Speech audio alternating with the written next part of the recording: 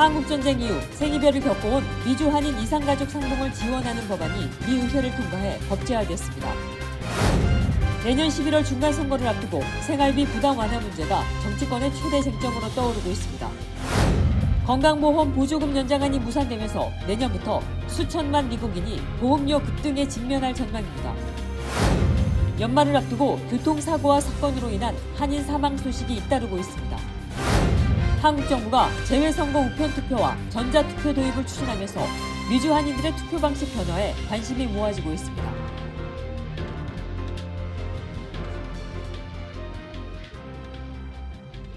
헬무스버그의 최우선의 목표는 최고의 고객 서비스를 제공하는 것입니다. 전문 세일즈팀과 함께하는 고급 쇼룸에서 여러분이 좋아하는 머세디스 벤츠 모델을 만나보실 수 있습니다. 헬무스버그와 함께라면 완벽한 차량을 찾는 데 필요한 모든 것이 준비되어 있습니다.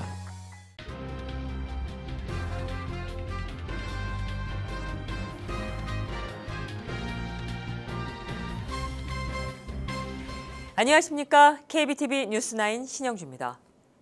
한국전쟁 이후 북한의 가족을 둔 채 생이별을 겪어온 미주 한인 이산가족의 상봉을 지원하는 내용의 법안이 미 의회를 통과해 마침내 법제화됐습니다.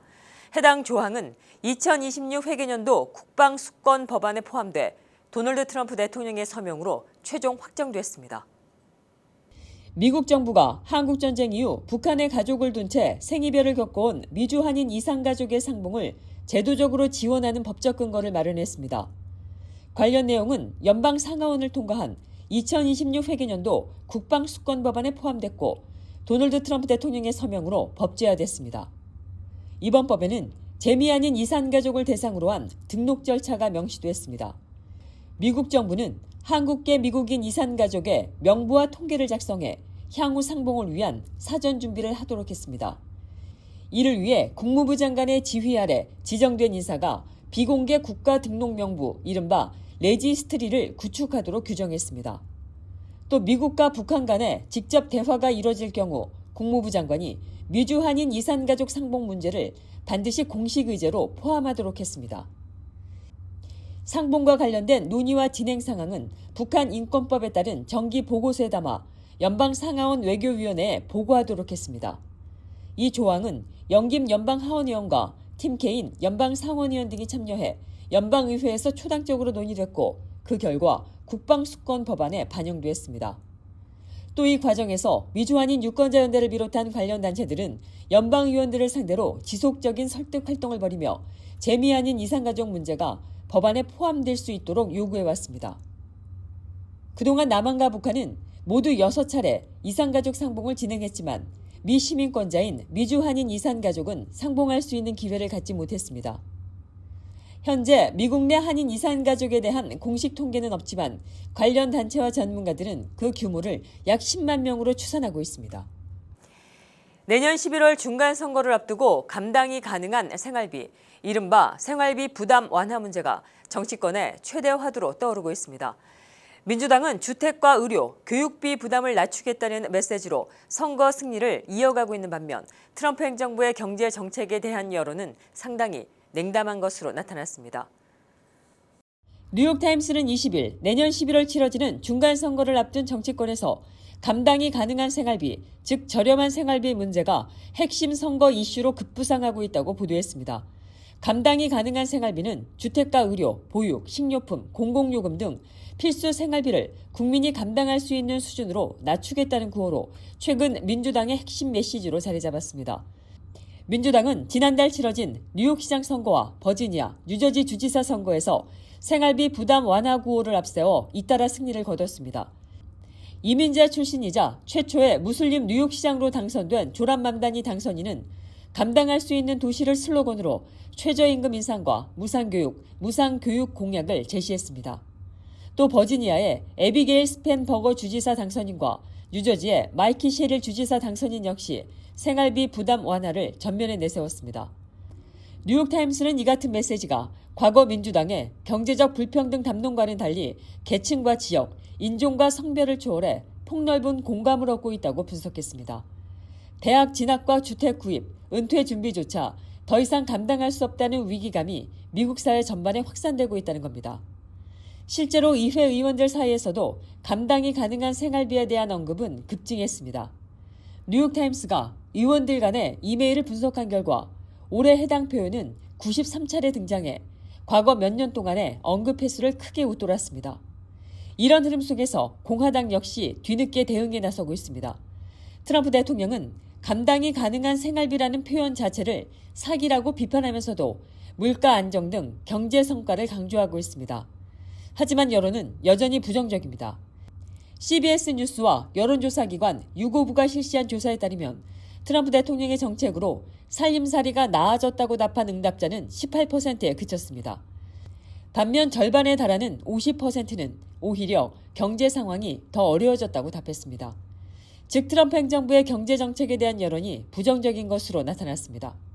트럼프 대통령의 경제 정책에 대한 찬성률은 37%에 불과했고 특히 물가 정책에 대해서는 찬성 34%, 반대 66%로 부정평가가 압도적이었습니다. 현재 미 경제에 대한 평가에서도 응답자의 75%가 C등급 이하를 매겼고 낙제점인 F를 준 비율은 24%에 달했습니다. 이번 조사에서 응답자의 47%는 현재 경제 상황에 대해 트럼프 대통령이 더 큰 책임을 져야 한다고 답해 바이든 전 대통령을 원인으로 지목한 응답자보다 트럼프가 원인이라고 답한 응답자가 2배 이상 많았습니다. 뉴욕타임즈는 고물가 상황이 지속되고 건강보험료 인상까지 예고되면서 생활비 부담 완화를 전면에 내세운 민주당의 유리한 선거 구도가 형성이 될 가능성이 크다고 전망했습니다. 정치권에서는 다시 한번 문제는 경제라는 공식이 작동하고 있는 가운데 감당이 가능한 생활비가 내년 중간 선거의 승부를 가를 핵심 키워드로 떠오르고 있습니다. 연방의회에서 건강보험 보조금 연장 법안이 무산되면서 내년부터 미 전역에서 오바마 케어 보험료가 급등할 수 있다는 우려가 커지고 있습니다. 이런 가운데 도널드 트럼프 대통령은 대형 보험사들을 직접 불러 보험료 인하를 압박할 것이라고 밝혀 파장이 일고 있습니다. 코로나19 도입됐던 오바마 케어 지원 보조금의 연장 입법이 연방의회에서 합의에 실패했습니다. 이에 따라 내년부터 수천만 미국인들은 건강보험료 급등에 직면할 전망입니다. 워싱턴 포스트는 20일 와이오밍주의 스키 리조트 마을 알타에 사는 스테이시 뉴턴 씨 가족의 사례를 소개했습니다. 자영업자인 뉴턴은 남편과 2자녀 총 4식구의 오바마 케어 보험을 유지하기 위해 내년에만 연간 4만 3천 달러를 지급해야 합니다. 문제는 선택지도 없다는 점입니다. 뉴턴 씨가 거주하고 있는 지역에서는 오바마 케어로 가입할 수 있는 보험 상품이 단 하나뿐이며 보험료는 부부 세전 소득의 3분의 1에 달합니다. 가정이 벌어들이고 있는 수익의 30% 이상을 보험료로 납부해야 하는 셈입니다. 뉴턴은 전형적인 중산층 가정인데 이제는 보험료를 감당할 수 없는 상태에 이르렀다고 토로했습니다.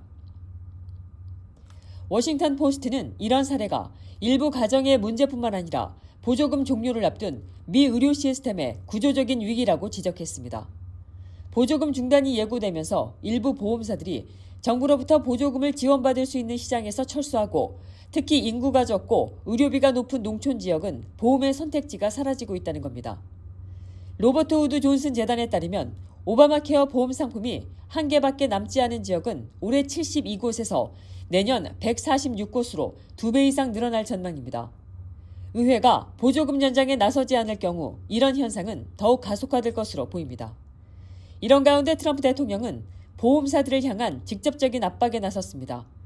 트럼프 대통령은 19일 백악관에서 열린 의약품 가격 인하 정책 발표 자리에서 막대한 이익을 올리고 있는 보험회사들을 불러들이겠다며 그들은 지금보다 훨씬 더 적은 이익을 가져가야 한다고 말했습니다. 대통령은 며칠 내로 주요 보험사들과의 회동을 추진하겠다며 보험료 인하 여부를 직접 점검하겠다고 밝혔습니다. 이 같은 발언이 전해지자 유나이티드 헬스 그룹과 시그나, 휴마나 등 주요 보험사들의 주가는 일제히 하락했습니다.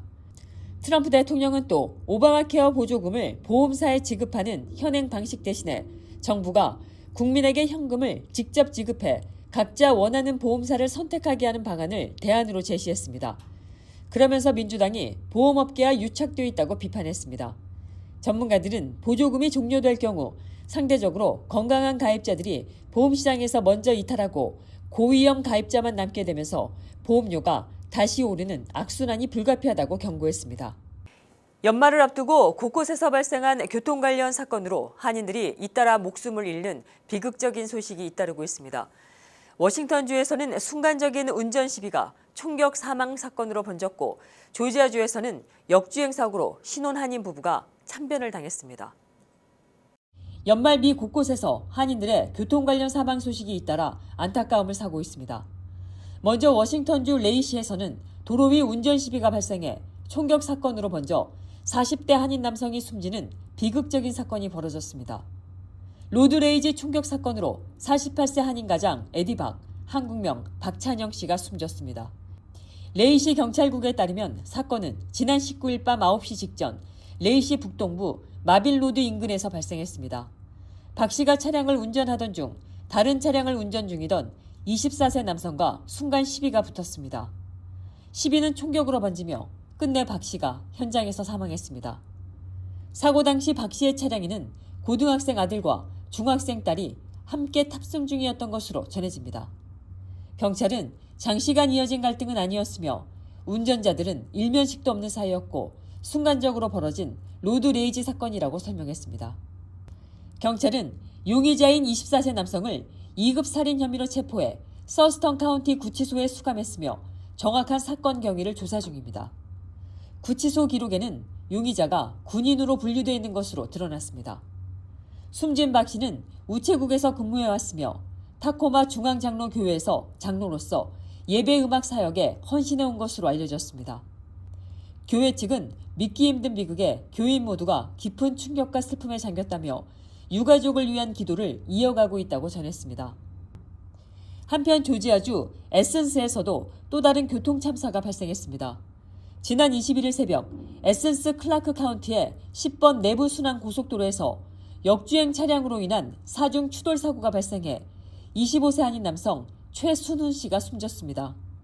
경찰에 따르면 26세 여성 운전자가 몰던 SUV 차량이 역주행해 연쇄 추돌 사고로 이어졌고 최 씨의 차량과 정면 충돌했습니다. 이 사고로 가해 차량 운전자와 최 씨 두 사람 모두 숨졌습니다. 최 씨의 아내 렉시 월드롭은 현재 중태로 치료를 받고 있으며 임신 중인 태아 역시 위중한 상태인 것으로 전해졌습니다.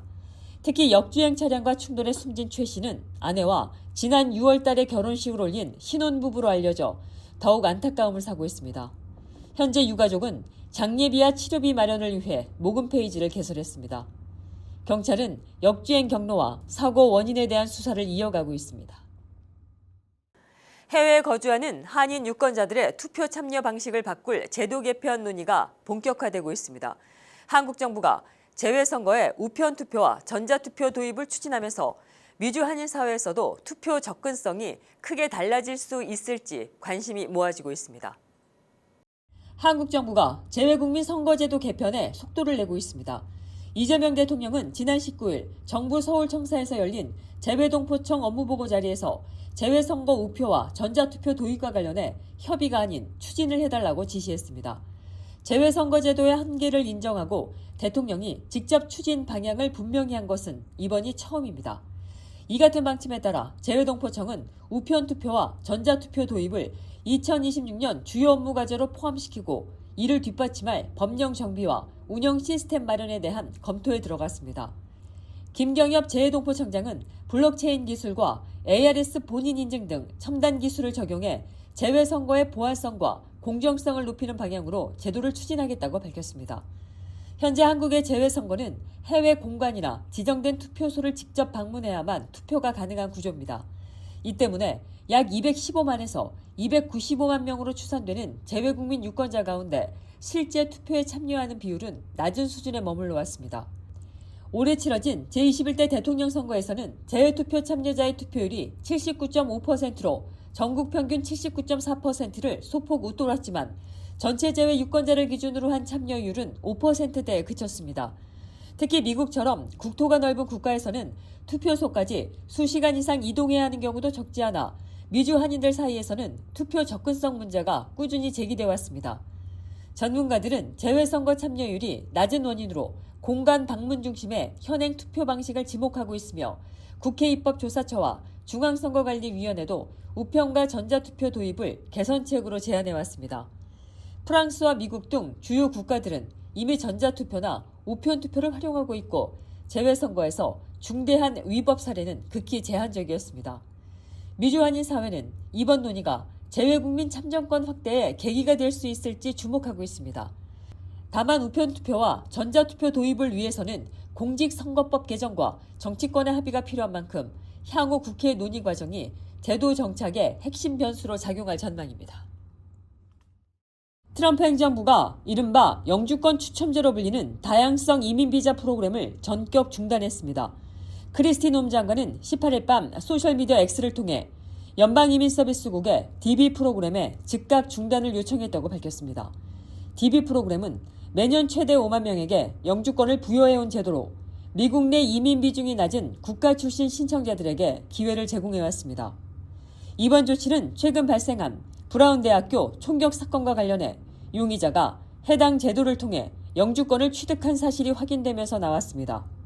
놈 장관은 용의자가 2017년 DB 프로그램으로 미국 영주권을 취득했다고 설명했습니다. 이번 총격 사건으로 총 12명의 사상자가 발생했으며 용의자는 이후 숨진 채 발견됐습니다. 놈 장관은 이처럼 잔혹한 인물이 미국에 들어오는 일은 결코 있어서는 안 됐다며 이번 조치가 추가 피해를 막기 위한 것이라고 밝혔습니다. 연방이민세관 단속국 ICE의 급습 단속 과정에서 한인 이민자가 체포된 사실이 확인됐습니다. 워싱턴주 시애틀 지역 한인 이민자 태스크포스에 따르면 최근 시애틀 인근 홈디포 매장에서 쇼핑을 마치고 나오던 한 한인이 ICE 요원에 의해 현장에서 체포됐습니다. 이 한인은 현재 이민자 구금시설에 수감된 상태로 이민 재판 절차를 기다리고 있는 것으로 알려졌습니다. 개인의 구체적인 신분은 공개되지 않았지만 불체 신분일 가능성이 제기되고 있습니다. 태스크포스 측은 해당 한인이 범죄에 연루된 사실이었고 체포 당시 사법부가 발부한 영장이 제시되지 않았다는 점에서 우려가 제기되고 있다고 밝혔습니다. 또 이번 사례가 일회성 사건이 아니라며 최근 ICE가 공공장소나 일상적인 생활 공간에서 무작위 단속을 벌이고 있다는 제보가 잇따르고 있다고 설명했습니다. 특히 인종적 외형이나 언어를 기준으로 한 이른바 레이셜 프로파일링 단속에 대한 우려도 나오고 있습니다. 태스크포스는 공공장소에서도 단속이 이루어질 수 있다며 커뮤니티에 각별한 주의를 당부했습니다. 뉴욕 총영사관의 새 공간 이전 일정이 당초 계획보다 늦춰졌습니다. 총영사관은 19일 새 청사로의 이전 시점을 1월 중순으로 연기한다고 밝혔습니다. 이에 따라 민원실 운영 중단 일정도 함께 조정됐습니다. 당초 이달 26일부터 31일까지로 예정됐던 민원실 중단 기간은 다음 달 15일부터 16일까지로 변경됐습니다. 총영사관은 앞서 이달 초 현재 사용 중인 맨해튼 파크 애비뉴 460번지 건물에서 대각선 맞은편인 445 파크 애비뉴 건물로 이전할 계획이라고 발표한 바 있습니다. 앞서 발표에서는 내년 1월 초부터 새 공간에서 업무를 시작할 예정이었지만 이전 작업이 지연되면서 일정이 조정됐습니다. 총영사관에 따르면 새 공간에서의 공식 업무는 1월 20일부터 시작됩니다. 이에 따라 민원실은 다음 달 14일까지 현재 청사에서 평일 기준 정상 운영됩니다. 다만 크리스마스 연휴 기간인 24일부터 26일까지는 연방정부 임시 공휴일로 지정돼 민원실이 운영되지 않습니다. 또 민원실 운영이 중단되는 15일과 16일에도 2001년생을 대상으로 한 국외 여행어가 병역 연기 업무는 예약 없이 방문 접수가 가능합니다. 민원실 운영 일정에 대한 자세한 내용은 뉴욕 총영사관 공식 웹사이트에서 확인할 수 있습니다. 미주 한인 사회에서 한국의 평화통일 운동을 주도해온 미나엽 뉴욕협의회가 18일 포트리감용 레스토랑에서 2025년 송년회를 개최했습니다. 임마철 미나엽 대표 상임의장이 주관한 이날 행사에는 협회 회원 및 한인단체 관계자 등 40여 명이 참석해 친선과 화합을 다졌습니다.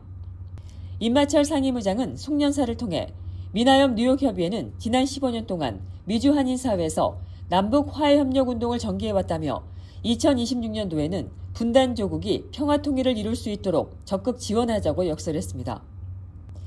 2011년에 창립한 미나엽 뉴욕협의회는 2018년 4월 문재인 대통령과 김정은 북한 국방위원장이 공동 발표한 4.27 판문점 선언 국회 비준 동의를 촉구하는 100만인 서명운동 등을 전개했습니다.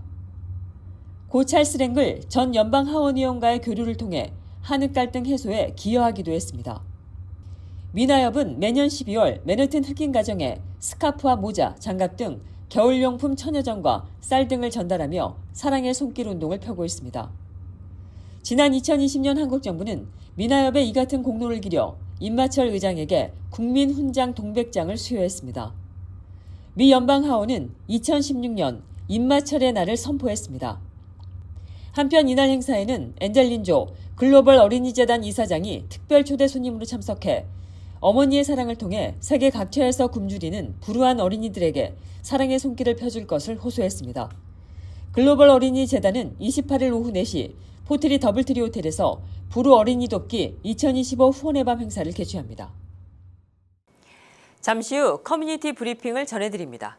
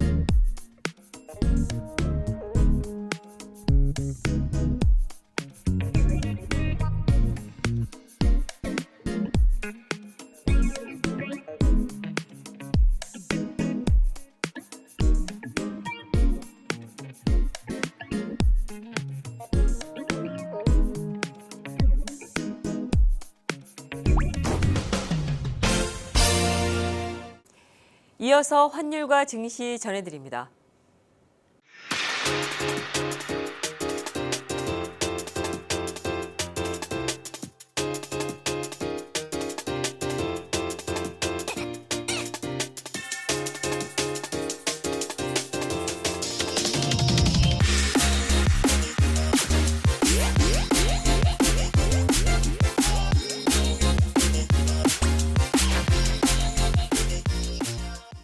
잠시 후 뉴욕과 뉴저지 날씨 전해드립니다.